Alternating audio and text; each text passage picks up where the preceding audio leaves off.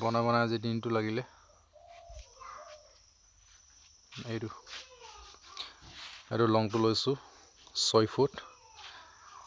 এইটো হৈছে আপোনাৰ কিমান ইঞ্চি আছিলে 22 ইঞ্চি তাৰপিছত এইটো আছে 1 মিটাৰ এইটো ওপৰতো 1 মিটাৰ